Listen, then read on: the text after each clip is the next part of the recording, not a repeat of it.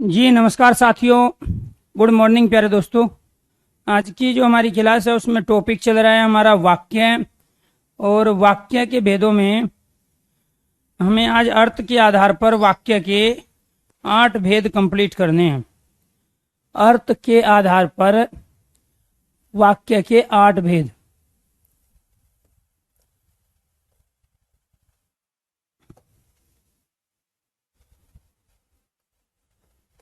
अर्थ के आधार पर वाक्य के भेद, और वो भेद हैं हमारे 8। इनमें से पहला भेद है हमारा विधि या विधानवाचक वाक्य।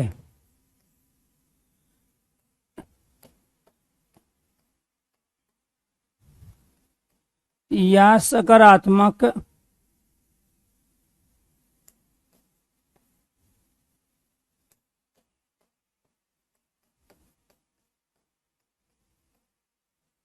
सकारात्मक वाक्य। विधि या विधानवाचक वाक्य या सकारात्मक वाक्य, इसके अंतर्गत वे तमाम वाक्य आएंगे जहां वाक्य में कार्य का होना पाया जाता है। जहां वाक्य में कार्य का होना पाया जाता है। दूसरा,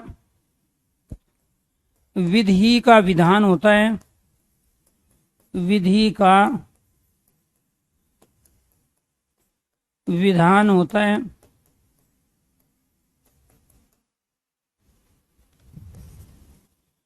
जब वाक्य में घटना जब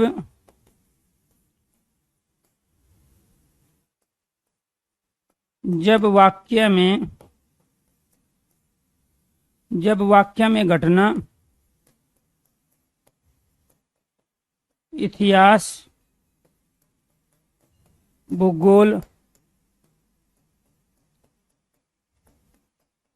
राजनीति शास्त्र। जब वाक्य में घटना इतिहास, भूगोल, राजनीति शास्त्र, अर्थशास्त्र, विज्ञान आदि विषयों के अनुकूल हो।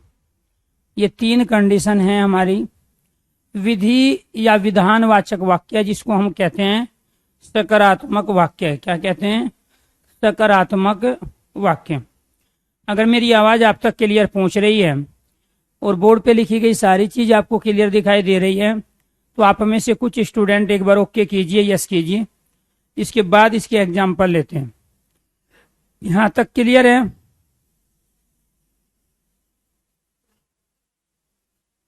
जी जी, थैंक यू। तो यहां आपको ध्यान रखना है, जब हम कह रहे हैं कि विधि का विधान है, तो इस विधि के विधान का यहाँ पे अर्थ है प्यारे दोस्तों कि भाग्य का नियम है। अर्थात कथन सेंटेंस में प्रकृति के अनुकूल होता है। जैसे सूरज पूर्व दिशा में निकलता है, हम इसी को विधि का विधान कहते हैं, क्योंकि भारत में जब भी सूरज निकलेगा तो पूर्व दिशा में निकलेगा। ये प्रकृति का नियम है, विधि का विधान है, भाग्य का नियम है। तो जो भी कथन हमारे भाग्य के अनुसार चले, प्रकृति के अनुसार चले, वे सारे के सारे विधि विधानवाचक या सकारात्मक वाक्य कहलाएंगे। जैसे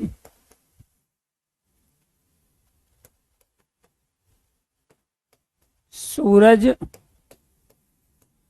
पूरब दिशा में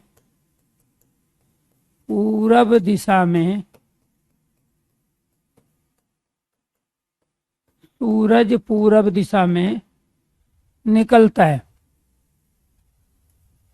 दूसरा,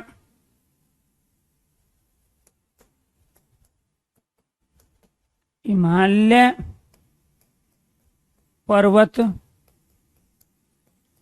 उत्तर दिशा में स्थित है।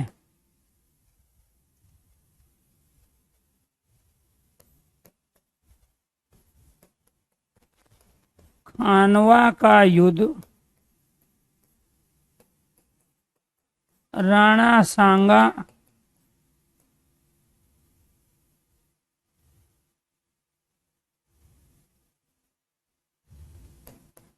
ने लड़ा था।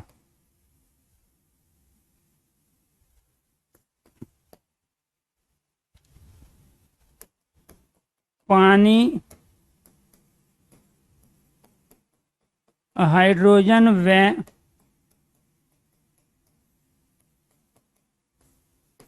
ऑक्सीजन का मिश्रण है। भारतीय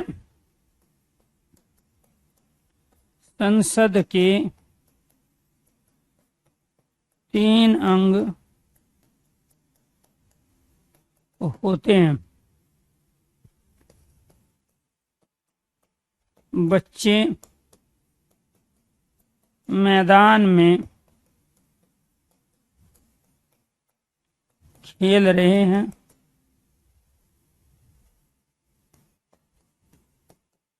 आप बहुत मेहनत से पढ़ाई कर रहे हो। ये सातों के सातों सेंटेंस प्यारे दोस्तों यहाँ हमारे क्या हैं, विधिवाचक वाक्य अर्थात सकारात्मक वाक्य। तो यहाँ आपको ये ध्यान रखना पड़ेगा कि जो आपको 3 कंडीशन बताई, उन 3 कंडीशन में कि जहां विधि का विधान हो, क्योंकि विधिवाचक वाक्य विधानवाचक वाक्य तो इसी वजह से इसका नाम पड़ा। जहां वाक्य में कार्य का होना पाया जाए, तो जितने भी सेंटेंस अभी हमने लिखे उन सब में कार्य का होना पाया गया। विधि का विधान भाग्य का नियम है, प्रकृति का नियम है, सनातन सत्य हो। जब वाक्य में कोई भी घटना, कोई भी कथन इतिहास, भूगोल, राजनीति शास्त्र, अर्थशास्त्र, विज्ञान आदि विषयों के अनुकूल हो, खिलाफ ना जाए, प्रतिकूल ना हो, तो जब अनुकूल हैं तो वे सारे के सारे विधि अर्थात विधानवाचक वाक्य सकारात्मक वाक्य कहलाते हैं। अब ये तीनों के तीनों नियम सब पे अप्लाई हो रहे हैं। यहाँ पे क्या है, सूरज पूरब दिशा में निकलता है, निकलने की क्रिया हो रही है, कार्य का होना पाया गया। हिमालय पर्वत उत्तर दिशा में स्थित है। खानवा का युद्ध राणा सांगा ने लड़ा। पानी हाइड्रोजन व ऑक्सीजन का मिश्रण है।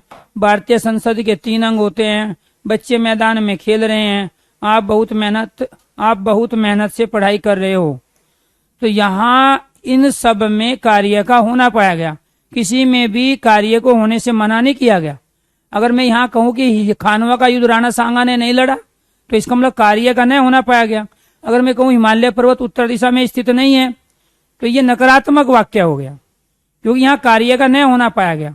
तो प्रत्येक सेंटेंस में कार्य का होना पाया गया, इसीलिए इसको कहते हैं हम सकारात्मक वाक्य अर्थात विधिवाचक वाक्य। दूसरा, सूरज पूरब दिशा में निकलता है, तो ये साइंस के अनुसार फिर ज्योग्राफी के अनुसार दोनों बात बिल्कुल सरासर सत्य है। तो भारत में जब भी सूरज निकलता है तो पूरब दिशा में निकलता है। ज्योग्राफी इस बात को प्रूव कर रही है, ज्योग्राफी के अनुकूल कथन है। हिमालय पर्वत उत्तर दिशा में, ये भी ज्योग्राफी इस बात को प्रूव कर रही है। खानवा का युद्ध राणा सांगा ने लड़ा, इतिहास इस बात का साक्षी है, गवाह है। पानी हाइड्रोजन व ऑक्सीजन का मिश्रण है, साइंस इस बात को प्रूव करता है। भारतीय संसद के 3 अंग है, राजनीति शास्त्र पॉलिटिकल साइंस के अनुकूल कथन है। एक लोकसभा, राज्यसभा, एक राष्ट्रपति, 3 अंग हो गए भारतीय संसद के। बच्चे मैदान में खेल रहे हैं, कार्य का होना पाया गया, विधि का विधान है। आप बहुत मेहनत से पढ़ाई कर रहे हो। तो कहने का मतलब ये हुआ कि वहां इन तीनों में या किसी भी सेंटेंस में इन तीनों में से एक कंडीशन अप्लाई हो रही हो या तीनों की तीनों हो रही हो, तो वे सारे के सारे वाक्य सकारात्मक वाक्य अर्थात विधि या विधानवाचक वाक्य कहलाएंगे। क्लियर? तो ये आपको ध्यान रखना है। विधि या विधानवाचक वाक्य में इनमें से कोई भी एक कंडीशन या तीनों कंडीशन अगर सेंटेंस पे अप्लाई होती है तो वे सारे के सारे सकारात्मक वाक्य कहलाते हैं। अगर आपको क्लियर समझ में आ गया है, यहाँ तक ये कंडीशन आपने कंप्लीट कर ली है, तो आप एक बार ओके कीजिए, यस कीजिए। सकारात्मक वाक्य का ही दूसरा नाम है विधिवाचक वाक्य अर्थात विधानवाचक वाक्य। तो यहाँ तक चीजें क्लियर है आपकी जी।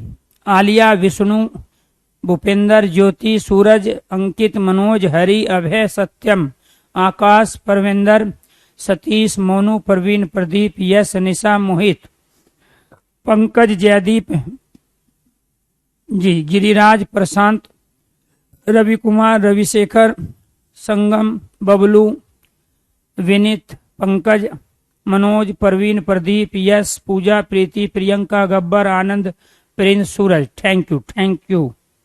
चलो, जिनके नाम नहीं ले पाए उनके नाम कभी फिर आगे लेंगे। इसके बाद दूसरा जो हमारा यहाँ पे वाक्य है उसको बोलते हैं हम निषेधात्मक वाक्य है। क्या बोलते हैं? निषेधात्मक।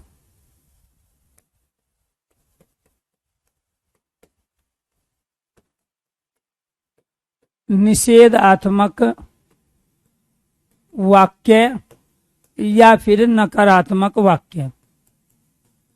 जब ऑप्शन में निषेध और नकारात्मक दोनों दिया हो तो आपको निषेधात्मक वाक्य ही मानना है। निषेधात्मक वाक्य या नकारात्मक वाक्य। क्या कंडीशन है निषेधात्मक या नकारात्मक वाक्य की?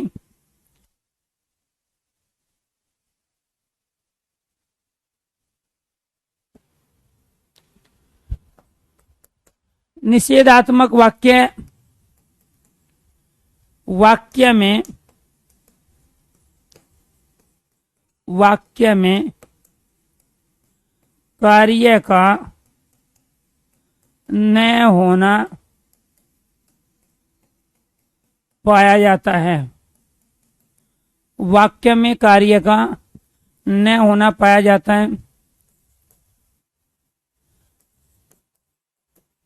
वाक्य में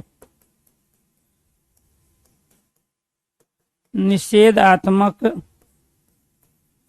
शब्द, वाक्य में निषेधात्मक शब्द ने, ना, नी, नहीं, मत,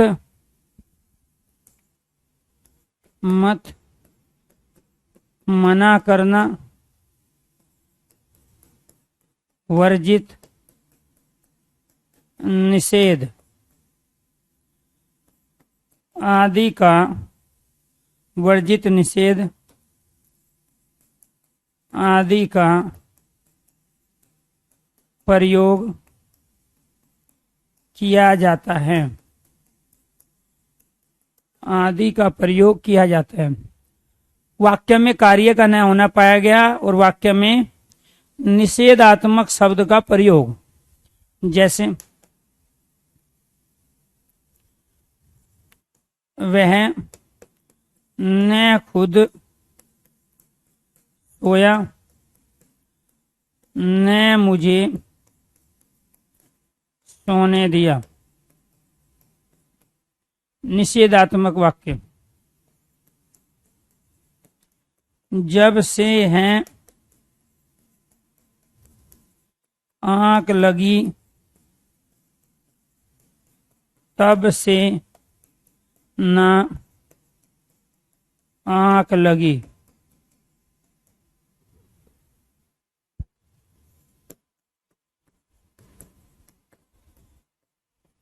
अध्यापक घर पर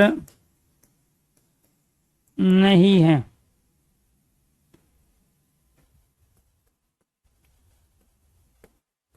यहाँ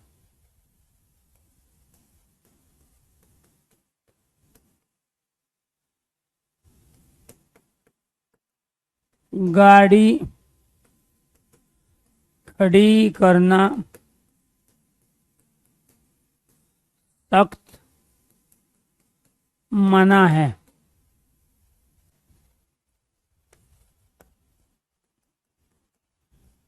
शोर मत करो,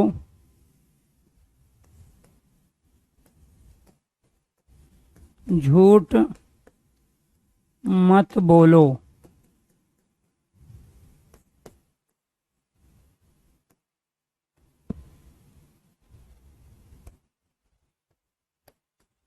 यहां से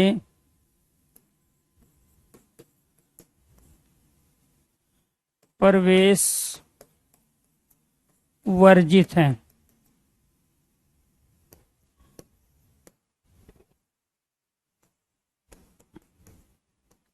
धूम्रपान करना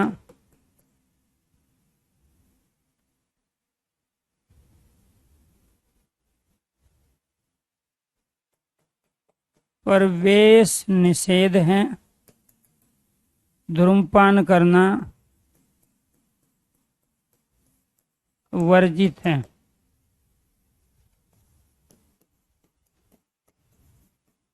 शराब पीना स्वास्थ्य के लिए हानिकारक है। तो यहाँ पर आपको ये ध्यान रखना है, ये 9 सेंटेंस हैं और इन 9 के 9 सेंटेंस में प्यारे दोस्तों आपको नकारात्मक वाक्य अर्थात निषेधात्मक वाक्य की पहचान कैसे करनी है, 2 कंडीशन के आधार पर। एक है वाक्य में कार्य का न होना पाया गया, इसका मतलब कार्य कोई भी नहीं होगा। जैसे बारिश हो रही है तो इसका मतलब वहां कार्य हो रहा है, बारिश नहीं हो रही है, कार्य का न होना पाया गया। ठीक है, अध्यापक पढ़ा रहा है, कार्य का होना पाएगा, अध्यापक नहीं पढ़ा रहा है, तो ये क्या है, कार्य का न होना पाया गया। तो जहां कार्य का न होना पाया गया उसी को तो नकारात्मक या निषेधात्मक वाक्य कहेंगे, क्योंकि निषेधात्मक का मतलब होता है किसी चीज को रोकना। तो यहाँ क्या है, वह न खुद सोया न मुझे सोने दिया, तो यहाँ पर न का प्रयोग हुआ है। इस न ने ही सेंटेंस को निषेधात्मक नकारात्मक बनाया, क्योंकि यहाँ वह न तो खुद सोया और न मुझे सोने दिया, तो यहाँ सोने की क्रिया हुई नहीं। इसी वजह से दोनों कंडीशन अप्लाई हुई कि वाक्य में निषेधात्मक शब्द न का भी प्रयोग हो गया और कार्य का न होना पाया गया। जब से है आंख लगी तब से ना आंख लगी, यहाँ पे ना का भी प्रयोग हो गया। क्लियर। तो यहाँ जब ना का प्रयोग हुआ निषेधात्मक शब्द, तो वाक्य क्या कहलाया, नकारात्मक कहलाया। कार्य का न होना पाया गया, जब से है आंख लगी तब से ना आंख लगी, पहले हाँ भर रहा है फिर मना कर रहा है, तो ये भी निषेधात्मक वाक्य में ही लिए जाते हैं। जहाँ हाँ भरने के बाद एकदम मना कर दिया जाए वो सारे के सारे क्या होते हैं, निषेधात्मक वाक्य होते हैं। अध्यापक घर पर नहीं है, तो यहाँ पर क्या प्रयोग किया, नहीं, और इसमें क्या आया यहाँ पर, नहीं। तो यहाँ अध्यापक घर पर नहीं है, तो ये नहीं क्या है, निषेधात्मक शब्द है, नकारात्मक शब्द है जो कार्य को होने से रोक रहा है। तो इसलिए अध्यापक घर पर नहीं है, इसमें नहीं आया, तो क्या कहलाया, निषेधात्मक शब्द कहलाया। यहाँ गाड़ी खड़ी करना सख्त मना है, तो यहाँ गाड़ी खड़ी करना सख्त मना है।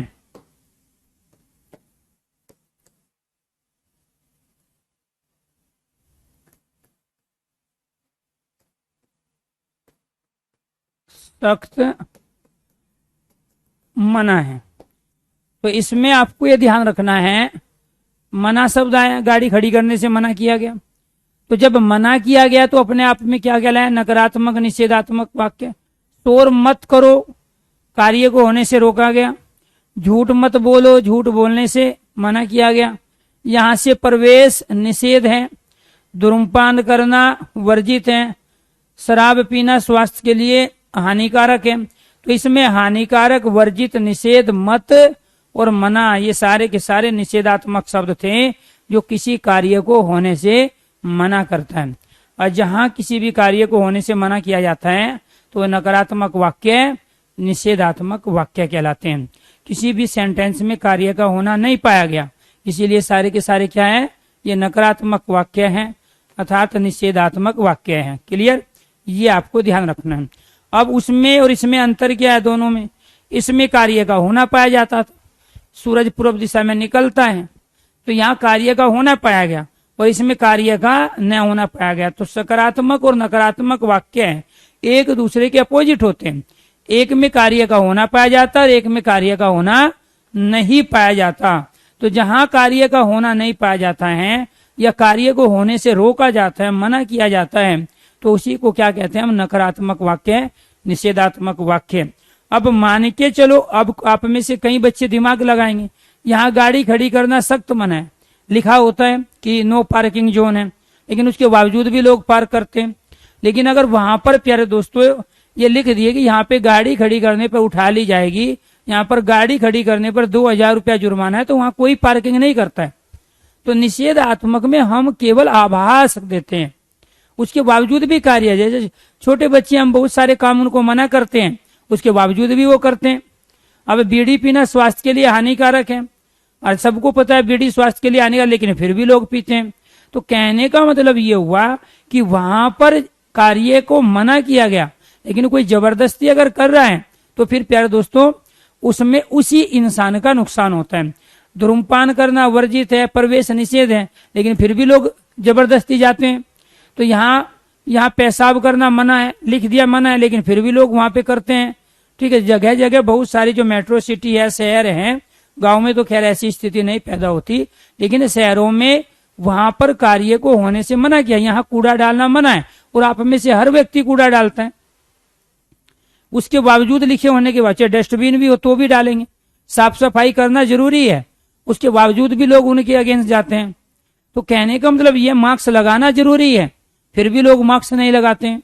तो वहां पर जब हम सेंटेंस के अंदर किसी कार्य का होना पाया जाता है तो उसको हम सकारात्मक वाक्य इसीलिए कह रहे हैं क्योंकि वहां पर वो जो कथन है वो वास्तव में इंसान के खिलाफ नहीं जाता है, उसके फायदे के लिए। यहाँ पे भी चीज है उसके फायदे के लिए, लेकिन कार्य को जिन जिन चीजों से नुकसान होता है या जो चीज वर्जित है, निषेध है, उनको होने से रोका जाता है। तो इसीलिए यहाँ पर झूठ मत बोलो। अब हम ये तो नहीं कह सकते सच मत बोलो, तो यहाँ झूठ बोलने से मना किया गया, तो भाव तो मना करने का आ रहा है। ठीक है, जब मत का प्रयोग किया तो फिर बोलना तो काम हुआ ही नहीं। तो इसलिए शोर मत करो, गाड़ी खड़ी करना सख्त मना है। तो यहाँ सब में निषेधात्मक शब्दों का हमने प्रयोग करके ये क्या बना दिए, नकारात्मक वाक्य या निषेधात्मक वाक्य बनाए। इसके बाद तीसरा जो हमारा है वो है इच्छावाचक वाक्य। वो क्या है, इच्छावाचक वाक्य। इच्छावाचक वाक्य। अब इस इच्छा में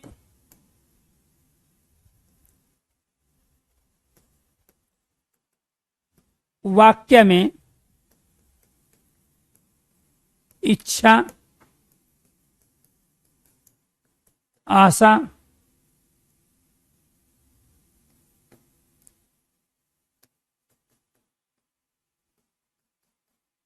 वाक्य में इच्छा, आशा, शुभकामना,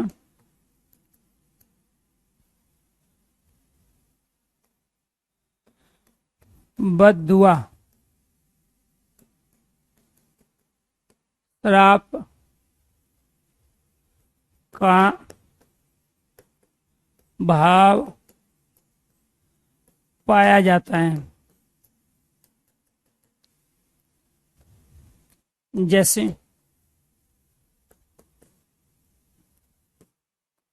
चलो एक एक कप चाय हो जाए। चलो एक एक कप चाय हो जाए।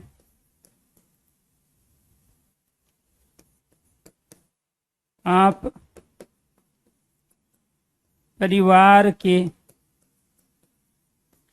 साथ आते तो और अच्छा होता।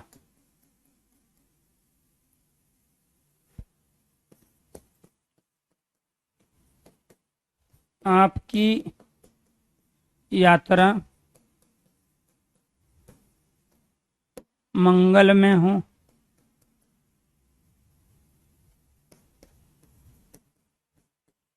बुरी नजर वाले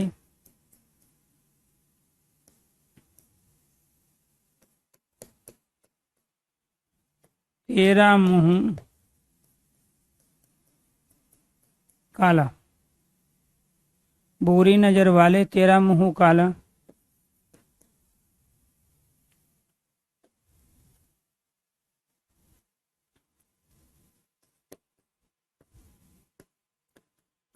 तुम्हारे बच्चे जिए ताकि बड़े होकर तुम्हारा खून पिए। ये 5 सेंटेंस है और पांचों के अंदर है आपको दोस्तों ये पहचानना है कि किस में आशा है, किस में इच्छा है, किस में शुभकामना है और किस में बद्दुआ है, किस में श्राप का भाव प्रदर्शित किया गया है। जी बताइए राइट आंसर क्या है। इनमें से पांचों सेंटेंस में इच्छा, आशा, शुभकामना, बद्दुआ, श्राप का कौन कौन सा है?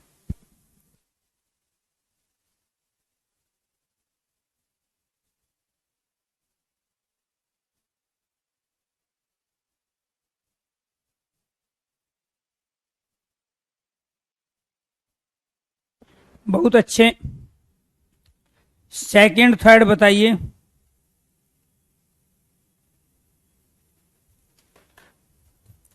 यहां पर क्या बताया गया है? चलो एक एक कप चाय हो जाए, तो ये एक एक कप चाय हो जाए, इसमें क्या है जाहिर की गई है? इच्छा, यानी कि मेरी इच्छा है कि मैं आपके साथ चाय पीऊं। क्लियर? आप परिवार के साथ आते तो और अच्छा होता। इसमें क्या है? इसमें है आशा, उम्मीद। क्लियर? आपकी यात्रा मंगलमय हो, इसमें क्या है? आपका पेपर अच्छा हो जाए, आप सब पास हो जाओ, आप सबकी नौकरी लग जाए। ये क्या है? ये है शुभकामना। ये क्या है? शुभकामना। बुरी नजर वाले तेरा मुंह काला, ये क्या है प्यारे दोस्तों? बद्दुआ। ये क्या है? बद्दुआ। और तुम्हारे बच्चे जिए ताकि बड़े होकर तुम्हारा खून पिए, ये क्या है? ये श्राप है।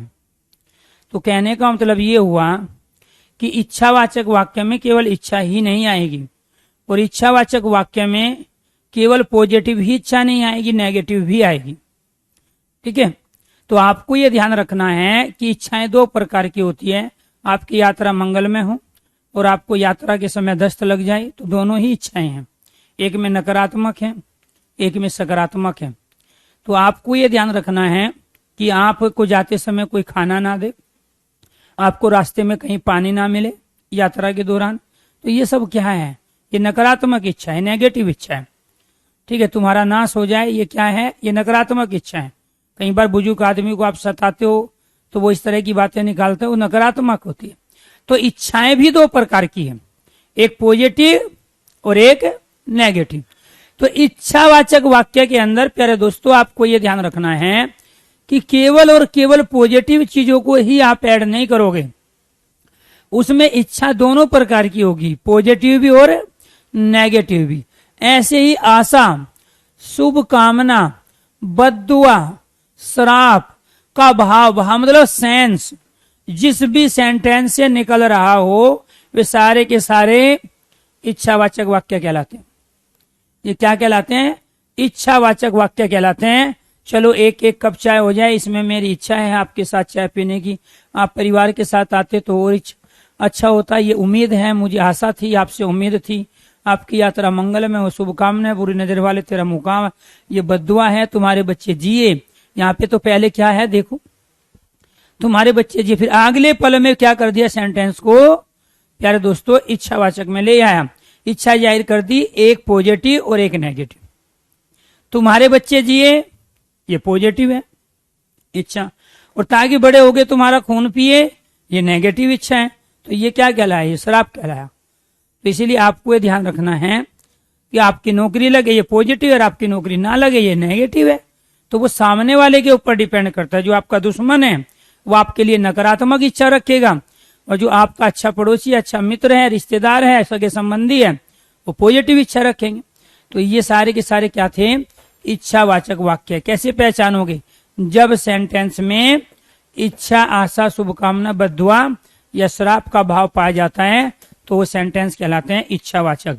अगर ये तीनों के तीनों वाक्य समझ में आ गए हैं तो प्यारे दोस्तों एक बार सारे स्टूडेंट ओके कीजिए, यस कीजिए। इसके बाद आगे पढ़ते हैं फोर्थ, आज्ञावाचक वाक्य। कौन सा है, आज्ञावाचक, आज्ञावाचक वाक्य। आज्ञावाचक वाक्य में क्या क्या है, वाक्य में आज्ञा, आदेश, अनुमति,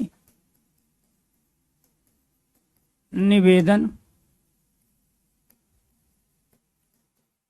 धमकी, निवेदन, धमकी,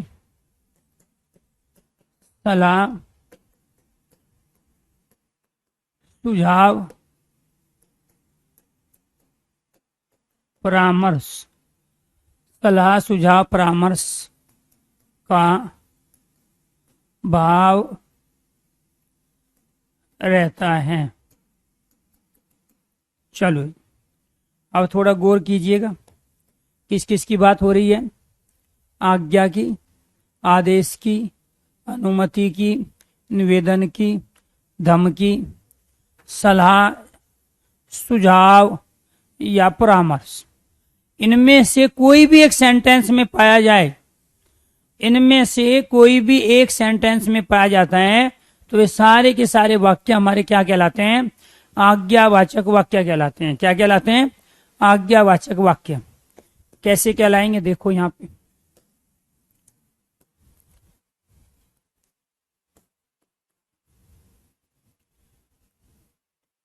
रामू एक गिलास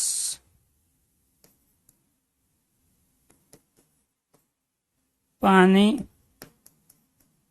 लाओ।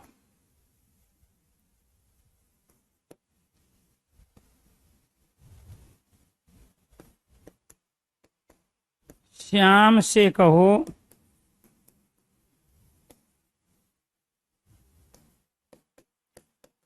चार पांच कप चाय भिजवाए।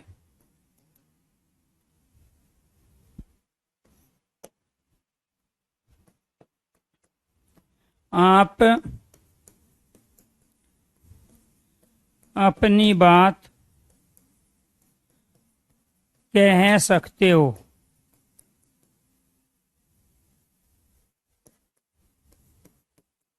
आप अब जा सकते हो।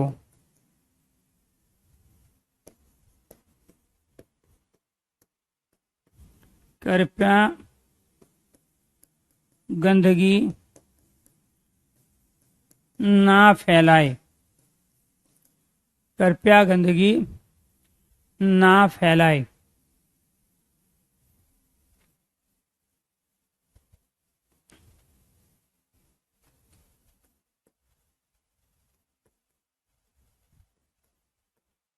तुम यहाँ से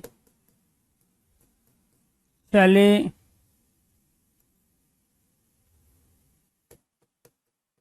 जाओ वरना तुम्हें छोड़ूंगा नहीं।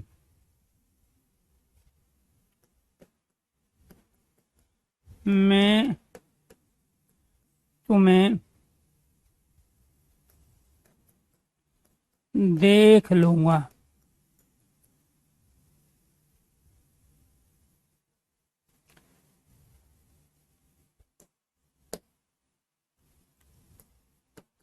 मेरी बात मानो। तो आप पहले सुना करो,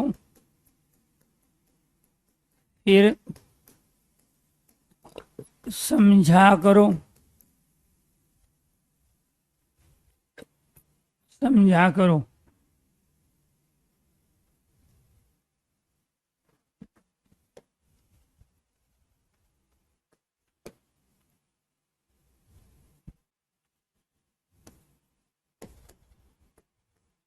मेरे अनुसार आपको 7 घंटे पढ़ाई जरूर करनी चाहिए।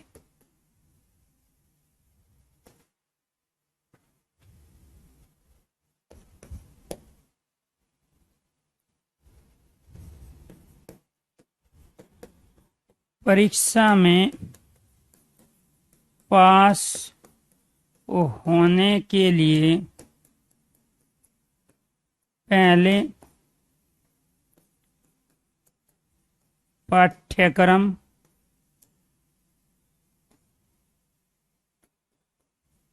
पिछले प्रश्न पत्र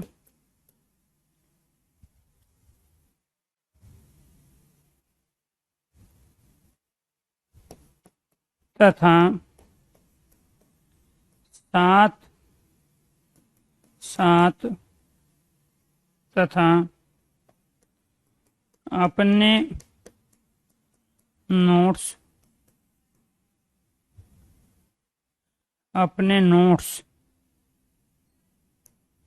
का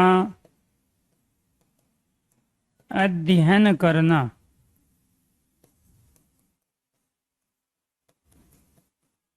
अनिवार्य है। चलो, ये 10 सेंटेंस आपके सामने आए और इन 10 के 10 सेंटेंस में देखो, आपके पास समस्या सिर्फ यही है, मैंने आपको रोज में कहता हूं, पता आपको सब कुछ है, लेकिन आपका मन कुछ और कहता है, आपका ब्रेन कुछ और कहता है, आत्मा कुछ और स्वीकार करती है। और सीखने का सबसे बेहतरीन तरीका होता है, हमारी 5 ज्ञानेंद्रिय है, 5 कर्मेंद्रिय है और एक मन है। इन 11 का तो होता है कोऑर्डिनेशन, जिसको हम कहते हैं एकाग्रता। वो एकाग्रता इसलिए जरूरी होती है क्योंकि हमारा मन है चंचल, और वो मन हमारी जो ज्ञानेंद्रिय कर्मेंद्रिय है, इनको अलग विषयों में लगाना चाहता है। लेकिन ब्रेन जो मैसेज देता है ज्ञानेंद्रिय कर्मेंद्रिय को, वो मैसेज अलग दे रहा है। कई बार होता है ना कि मैं करना तो कुछ और चाहता हूं लेकिन कर कुछ और रहा हूं, तो उसमें मन में और मस्तिष्क में ही दुविधा है। तो आपको ये ध्यान रखना है, जब मानवीयता की बात आती है, मानवीय संवेगों की बात आती है, मानवीय मूल्यों की बात आती है, तो उस समय आत्मा और मन का काम होता है, मस्तिष्क का काम नहीं होता है। लेकिन जब पढ़ के प्यारे दोस्तों फाइनल सिलेक्शन लेने की, किसी लक्ष्य को अचीव करने की बात होती है, तो वहां मन का नहीं है, वहां मस्तिष्क से काम लेना होता है। एक सामान्य आदमी में और एक IAS IPS में, ये ट्रेनिंग के बाद, वो भी सामान्य आदमी था जब तक, बेशक उसका रिजल्ट आ गया, IAS PCS बन गया, लेकिन जब तक उसकी ट्रेनिंग नहीं तब तक वो सामान्य है। और जब उसकी ट्रेनिंग हो गई मैसूर में जाके, तो वहां प्यारे दोस्तों उसको बताया जाता है कि हमारा जो शरीर है वो फंक्शन किस तरह करता है, सामने जो कंडीशन है उसके ऊपर हमें रिएक्शन कैसे देना है। आप लोग क्या करते हो, बिना सोच के, बिना, आपको ये भी नहीं पता कि हमारे पास एक विवेक शक्ति है जिसका प्रयोग हम कभी नहीं करते। विवेक शक्ति का प्रयोग न करने के कारण हमें बार बार चुल होती है, और चुल एक प्रकार की ब्रेन की ऐसी खुजली है जो आपको सीखने से रोकती है, आपको सीखने नहीं देना चाहती। मान के चलो मैंने आपके सामने कुछ रखा, मैंने ये ले आया कि इसमें जो है ये होता है हमारा आज्ञावाचक वाक्य, मैंने लिख दिया यहाँ आज्ञा आदेश। अब आपको ब्रेन में खुजली हो गई कि आज्ञा क्या होता है, आदेश क्या है, दोनों चीज एक ही तो होनी चाहिए। हम कैसे अंतर कर पाएंगे, ये आज्ञा की आदेश, ये आदेश की आज्ञा, जबकि यहां नहीं होना चाहिए। यहां आपको पूरा कॉन्सेप्ट समझना था ठंडा रह के, लेकिन आपको क्या हो गया, खुजली हो गई। जैसे ही आप कॉन्सेप्ट समझते और मैं बताता कि देखो आज्ञा और आदेश में ये अंतर होता है, तो बिना वो ब्रेन की खुजली की आपका कॉन्सेप्ट क्लियर हो गया था। लेकिन भारतीयों की ये पहचान है कि जो उसको नहीं करना है एज ए स्टूडेंट लाइफ में या एज ए प्रैक्टिकली जिस डिपार्टमेंट में वो जाता है, जो वहां नहीं करना वो सबसे पहले करता है। और यही कारण है कि यहाँ असफलताओं का या दूसरे पर डिपेंड रहने का एक बहुत बड़ा रेशियो है। हम एज ए इंसान सब कुछ पढ़ने लिखने के बावजूद भी दूसरों पे डिपेंड रहते हैं। जैसे 18 साल की एज हो गई, 25 साल की, 30 साल तक, और मैंने ऐसे बहुत सारे लोगों को देखा 35 से 40 साल की एज तक भी माँ बाप पर ही डिपेंड होते हैं। डिपेंड रहने का मतलब ये हुआ कि आप उनकी चीजों से ही ज्यादा अपने आप को सहज महसूस कर पाते हो। उनकी उन्होंने जो कमाया है उसमें से खा के आप अंगड़ाई ले रहे हो, जबकि वास्तव में होना ये चाहिए कि जब हमने होश संभाल लिया 20-22 साल में, तो हमें पढ़ाई के साथ साथ अपने सोर्स ढूंढने चाहिए कि हमारे अंदर स्किल क्या है, और उस स्किल का हम 2 घंटे 3 घंटे प्रयोग करके अनुभव भी ले सकते हैं, उससे पैसा भी कमा सकते हैं और अपनी रोजमर्रा की जरूरतें भी हम पूरी कर सकते हैं। 24 घंटे होते हैं एक दिन में, 6 से 7 घंटे अगर एक स्टूडेंट सो रहा है तो काफी है। उसके बाद बाकी टाइम वो क्या कर रहा है कभी सोच के देखो। आप क्या करते हो, मान के चलो आप लाइब्रेरी में चले गए तो लगातार पढ़ रहे हो 12 घंटे, उस समय आपके दिमाग में पढ़ाई है, ये व्यवस्था है ही नहीं। और ये पढ़ाई जो 12 घंटे आप कर रहे हो, 14 घंटे जो लाइब्रेरी में पढ़ रहे हो, ये कभी भी आप 3 महीने लगातार पढ़ ही नहीं सकते। ये जो ब्रेन काम कर रहा है, ज्ञानेंद्री कर्मेंद्री, ये 3 महीने बाद स्वीकार करेगी नहीं आपको, आपके कामों को, आपके बनाए गए लक्ष्य को। तो आप जब लिमिट से ज्यादा किसी चीज में घुस जाते हो और उस लिमिट से ज्यादा उसमें आप समय देने लगते हो, तो वहां पे अचीवमेंट कम होता है, वहां उपलब्धि हासिल कम होती है। ऐसे ही आप यहाँ करते हो, टॉपिक पूरा हुआ नहीं, हमने कुछ बताया नहीं, आपके सामने कुछ हमने सिनेरियो रखा है, फॉर्मेट रखा है कि देखो जी आज्ञावाचक वाक्य में हम आज्ञा भी, आदेश भी, अनुमति भी, निवेदन भी, धमकी भी, सलाह भी, सुझाव भी और परामर्श का, इन सब का भाव होता है। लेकिन बीच में चूल आ गई तो वो जिंदगी में कभी नहीं सीख सकता आज्ञावाचक वाक्य को। अगर वो ठंडा रहता, न्यूट्रल रहता और सामने वाले की बात को सीक्वेंस में सुन लेता। भाई आप लोगों के कमेंट आते रहते हैं, मैं देखता रहता हूं, लेकिन करना तो मुझे वही है जो मैं कराऊंगा, क्योंकि मुझे पता है कि कोई भी टॉपिक इस तरीके से वहां तक 100% जाएगा तब वो बच्चा कर पाएगा, उसको समझ पाएगा। अगर मान के चलो मैं पहले आपको ये लिखवा देता एग्जाम्पल, फिर डेफिनेशन लिखवाता और फिर बताता कि ये तो आज्ञावाचक वाक्य की कंडीशन है, तो आप समझ में नहीं आते, क्योंकि आपने रट्टा मारा हुआ है बहुत सारी चीजों में। और जब हम कोई चीज पहले से सीखी हुई बिना लॉजिक के बीच में ले आते हैं तो वहां से हम नहीं सीख पाते। ध्यान से सुनो, रामू 1 गिलास पानी लाओ। अब मुझे क्या आवश्यकता थी, आप ये बताओ। ये 12 बार एक एक चीजों को करने के लिए 10-10 सेंटेंस आपको दे रहे हैं।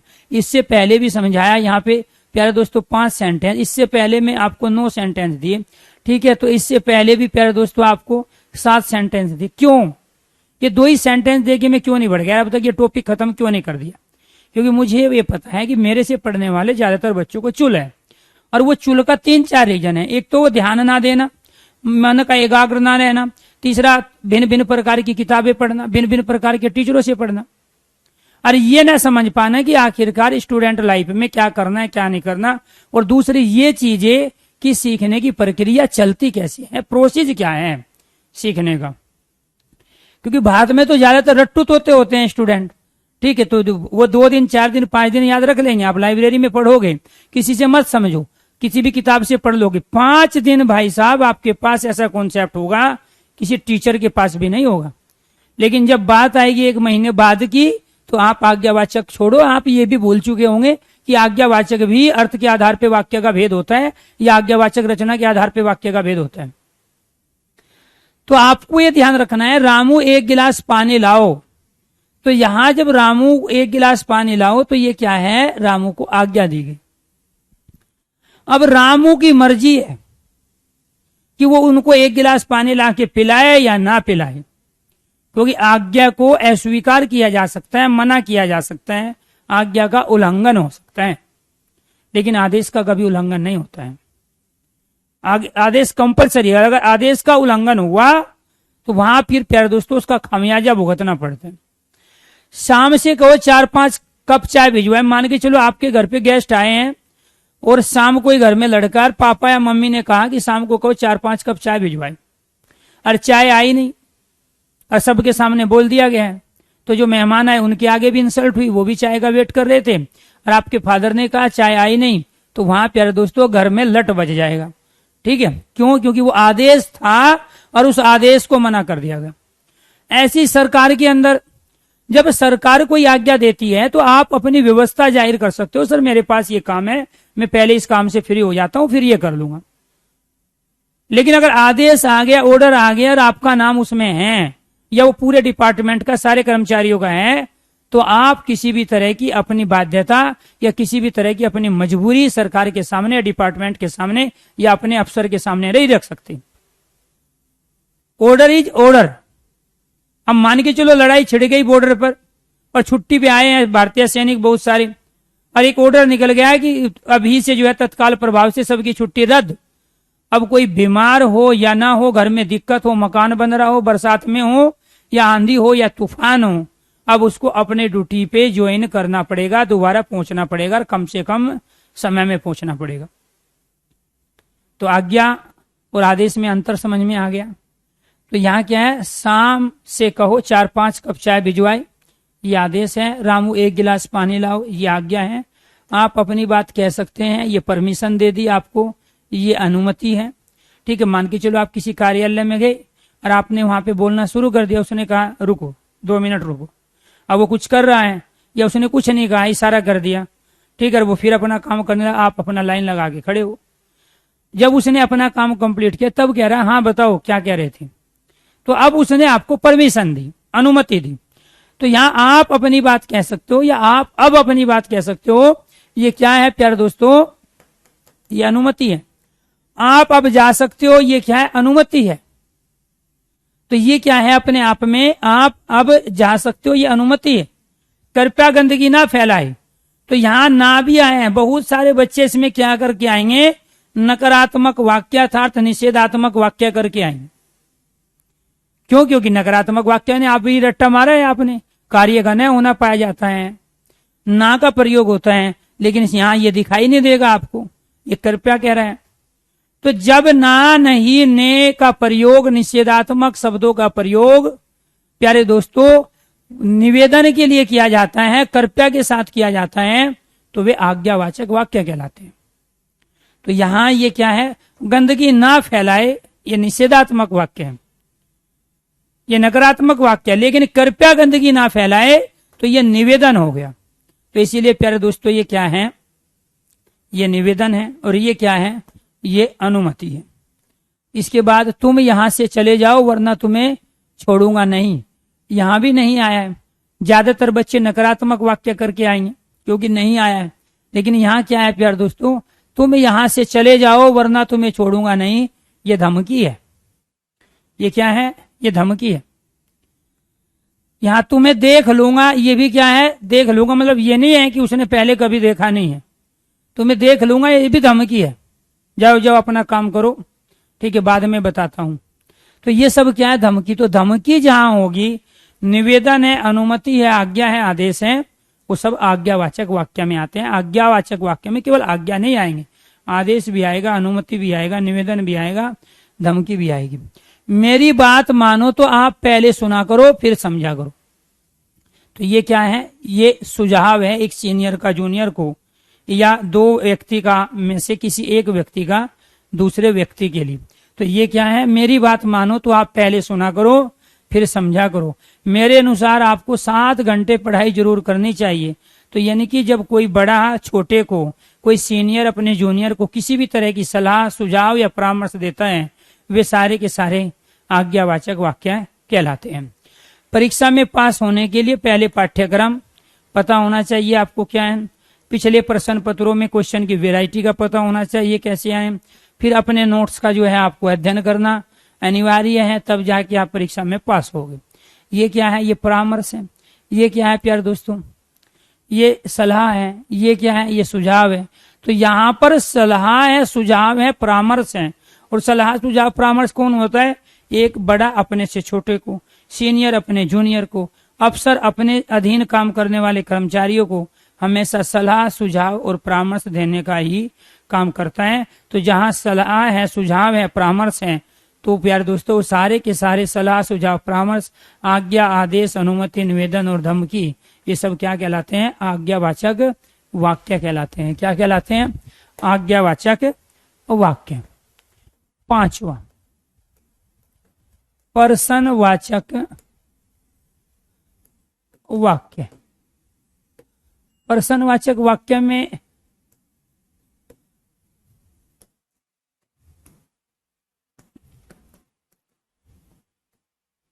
वाक्य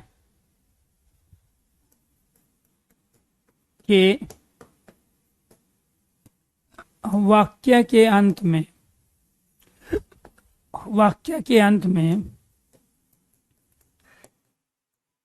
प्रश्नवाचक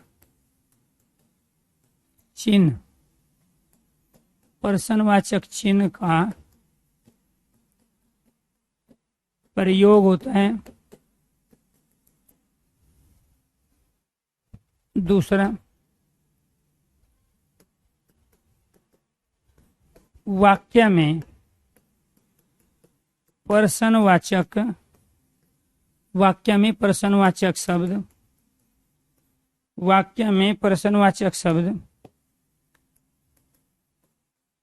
क्या, कौन, कब, कैसे, क्यों, कितने, कहाँ आदि का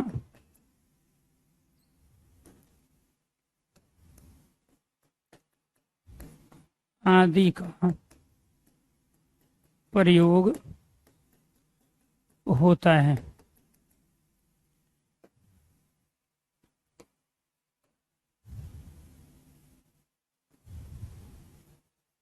जैसे आप खाने में क्या लोगे?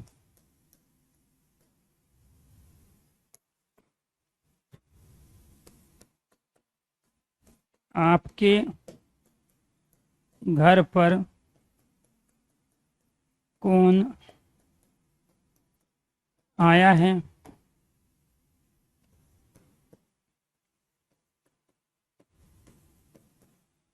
आप कहाँ रहते हो?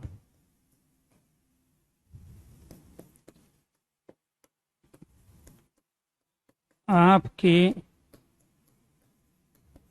हालचाल कैसे हैं?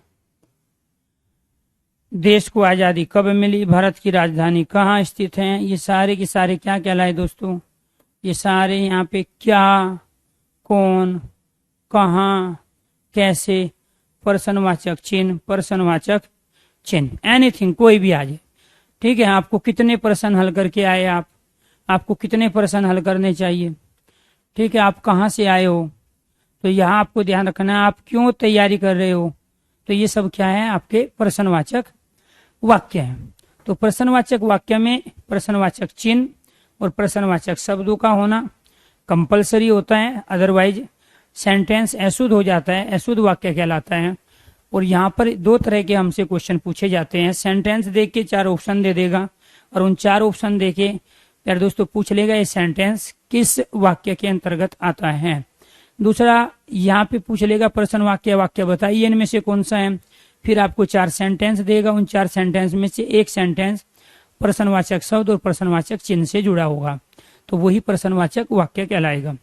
इसके बाद शुद्ध और अशुद्ध पूछता है। यहाँ पे दे देगा आप खाने में क्या लोगे, यहाँ पे प्रश्नवाचक चिन्ह देगा ही नहीं है, पूर्ण विराम लगा देगा। तो जब क्या का प्रयोग है, पूर्ण विराम लगा हुआ है, तो वाक्य अशुद्ध है। ठीक है, यहाँ आपके घर पर कौन आया है, यहाँ पूर्ण विराम लगा दिया, कौन का प्रयोग किया, वाक्य है।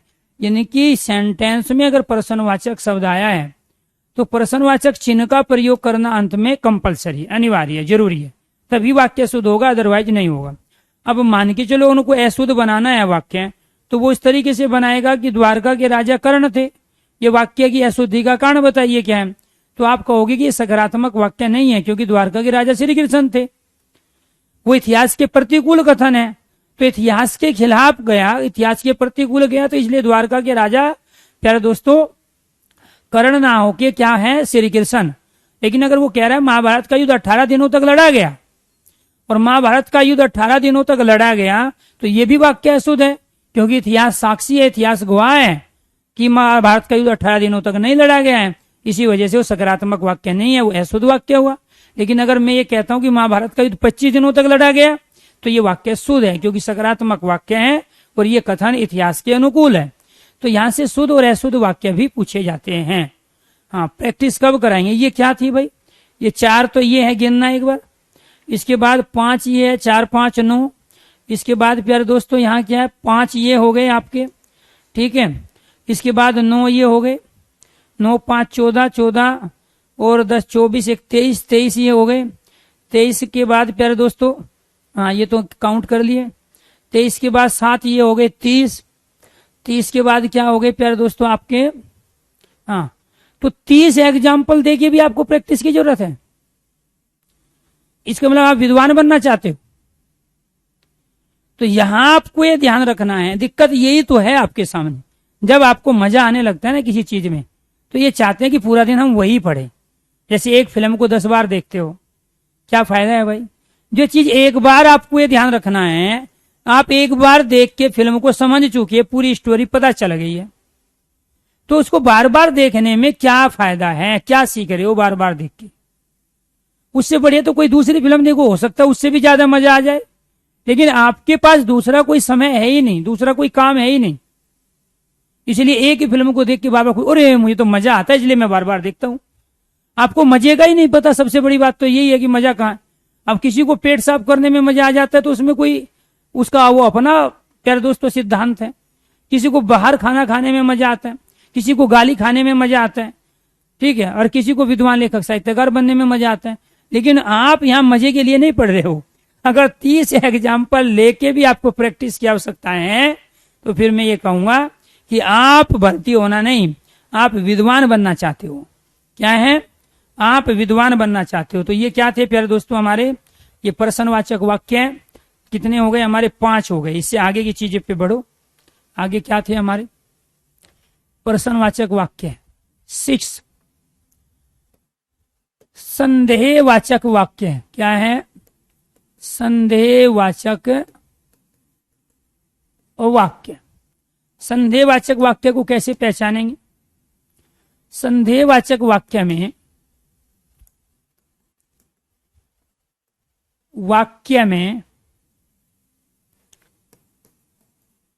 संदेह को प्रकट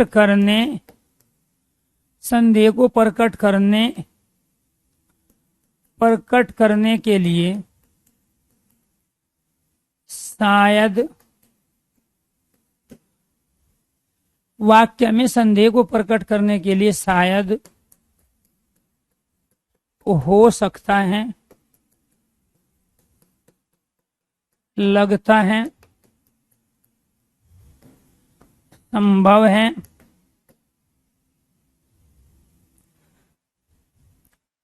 शायद हो सकता है, लगता है, संभव है, कदाचित,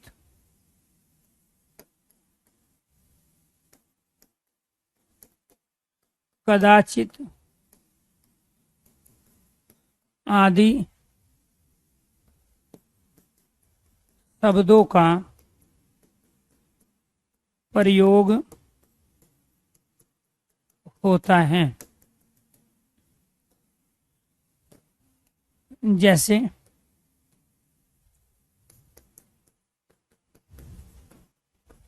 शायद आपकी परीक्षा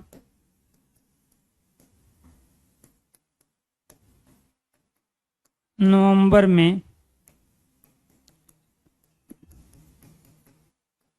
हो जाएगी।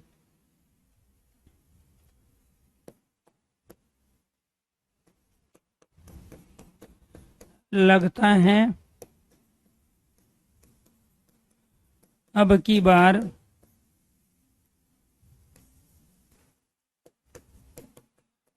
प्रश्न पत्र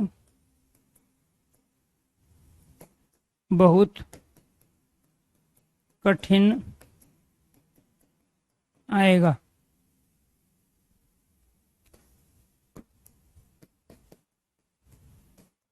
हो सकता है 2022 में आपको सरकारी नौकरी मिल जाए।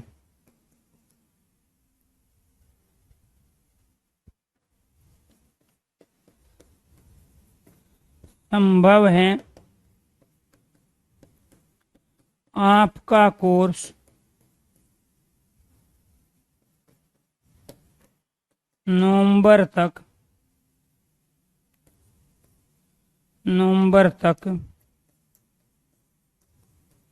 समाप्त हो जाए। चलो जी, इनमें क्या है, कदाचित हम कहीं आपके शहर में एक बार जरूर मिलेंगे। तो इनमें क्या है प्यारे दोस्तों, यहाँ पर शायद, लगता है, हो सकता है, संभव, ये क्या कर रहे हैं, ये अपने आप में प्यारे दोस्तों संदेह को प्रकट कर रहे हैं। इसको प्रकट कर रहे हैं, संदेह को प्रकट कर रहे हैं। और संदेह को बताने के लिए जब सेंटेंस में हम इनमें से किसी एक का सहारा लेते हैं, इनमें से किसी एक का प्रयोग करते हैं, या तो शायद का, या हो सकता है, लगता है, संभव है, या कदाचित का, तो वे सारे के सारे वाक्य क्या कहलाते हैं, संदेहवाचक वाक्य। क्या कहलाते हैं, संदेहवाचक वाक्य कहलाते हैं। सातवां क्या है, संकेत या संबंधवाचक वाक्य।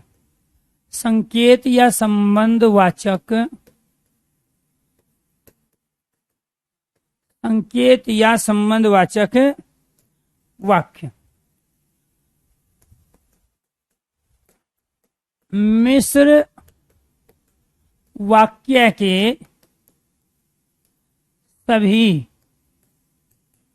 उदाहरण क्या है, संकेत या संबंधवाचक वाक्य के। जहां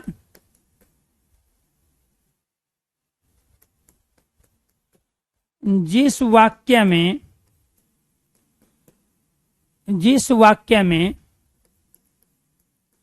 एक क्रिया के होने से दूसरी क्रिया का, जिस वाक्य में एक क्रिया के होने से दूसरी क्रिया का होना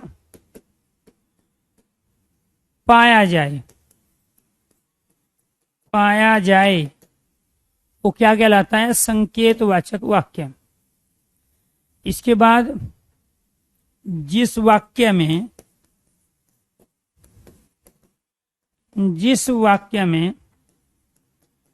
दो क्रियाएं परस्पर संबंधी हो, निर्भर हो या आश्रित हो, वो क्या कहलाते हैं, वो सारे के सारे क्या कहलाए, संकेतवाचक संबंधवाचक वाक्य। अब मैंने जितने भी मिश्र वाक्य के आपको 15 एग्जाम्पल दिए थे, वो सारे के सारे यहाँ संकेत या संबंधवाचक वाक्य के भी उदाहरण हैं। बिजली चमकेगी तो बारिश होगी, बारिश होगी तो फसल बोएंगे, फसल बोएंगे तो अन्न उत्पन्न होगा, अन्न उत्पन्न होंगे तो घर में खुशहाली आएगी। ये सारे मिश्र वाक्य हैं।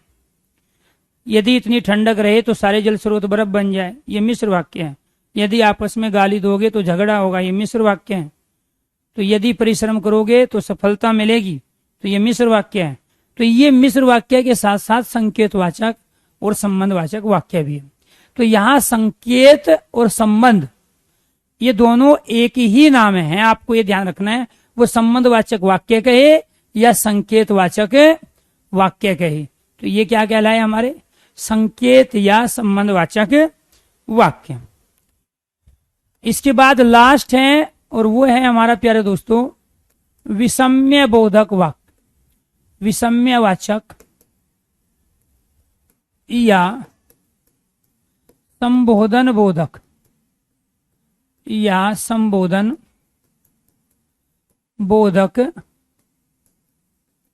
वाक्य। विषम्यवाचक या संबोधन बोधक वाक्य। इसमें क्या होगा, जहां आश्चर्य को बताया जाए, हर्ष को बताया जाए, शोक को बताया जाए, ग्लानि या घृणा को प्रकट किया जाए, आशीर्वाद दिया जाए, संबोधन हो, क्या हो, संबोधन हो, वो सारे के सारे क्या कहलाते हैं, वो कहलाते हैं विषम्य या संबोधन बोधक वाक्य। खासियत क्या है, खासियत है ये विषम्य चिन्ह लगेगा। इसको पहचानना सबसे आसान है। जब भी किसी सेंटेंस में विषम्य बोधक चिन्ह, संबोधन बोधक चिन्ह लगाओ तो वो क्या कहलाएगा, विषम्यवाचक या संबोधन बोधक वाक्य कहलाएगा। हर्ष जैसे शाबाश, आपने तो कमाल कर दिया, काश आप परिवार के साथ आते तो और अच्छा होता, आहा वाह, ये सब क्या है, हर्ष, ये आश्चर्य है। हर्ष को बताने के लिए हम किन का प्रयोग करते हैं,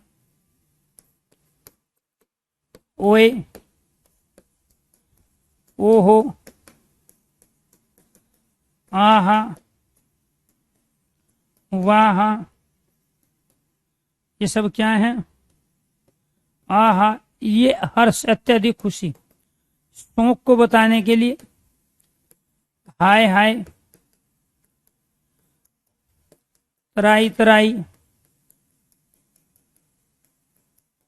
बाप रे बाप, बाप रे बाप, बस करो, ये सब क्या है, दुख शोक को प्रकट करें। इसके बाद ग्लानि घृणा क्या है, छी छी, थू थू, धत तेरे की, धिक्कार है तुम पर, ये सब क्या है, ये सब है ग्लानि घृणा। आशीर्वाद, जीते रहो, दीर्घ आयु हो,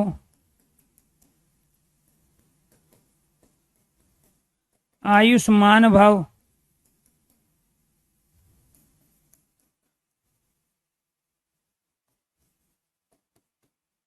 सौभाग्यवती भव, ये सारे के सारे क्या हैं, संबोधन। हे, अरे, अजी,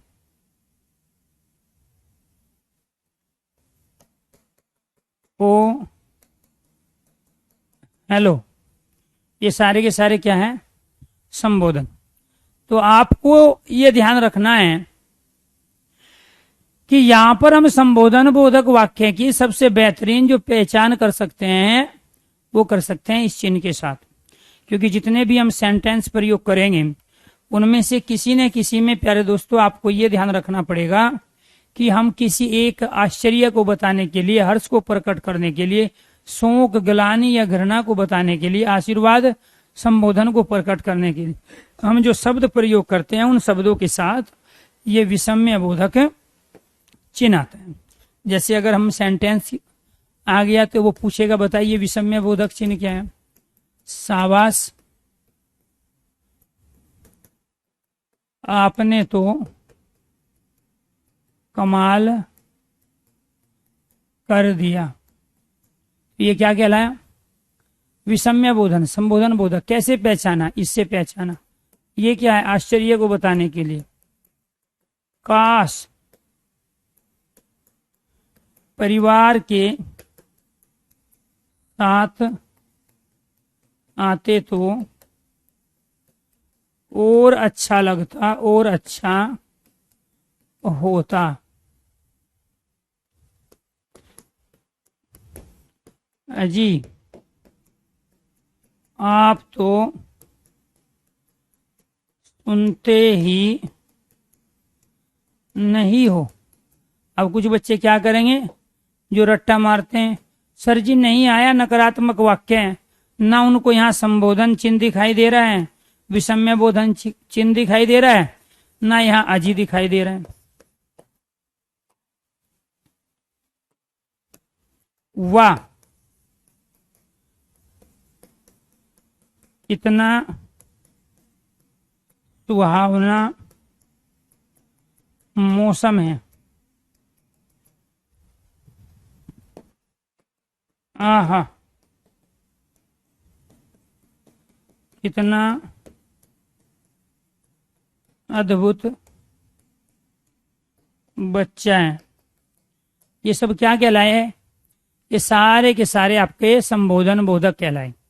क्या कहलाए? सारे के सारे संबोधन बोधक वाक्य कहलाए, अर्थात विषम्य बोधक वाक्य कहलाए। आप गलती क्या क्या करोगे, वो पूछ रहे हैं आपसे विषम्य, कंफ्यूज हो जाओगे तो संबोधन पूछे या विषम्य, दोनों एक ही नाम है। ऐसे ही आपको ध्यान रखना है संकेतवाचक वाक्य कहे या संबंध बोधक वाक्य कहे या संबंधवाचक वाक्य कहे, दोनों बात एक ही है। फिर गलती कहाँ करोगे? फिर गलती करोगे यहाँ पे विधि या विधानवाचक है या सकारात्मक बात एक ही है। दूसरी गलती कहाँ करोगे? दूसरी गलती यहाँ होगी निषेधात्मक वाक्य नकारात्मक वाक्य, दोनों क्या है? एक ही है।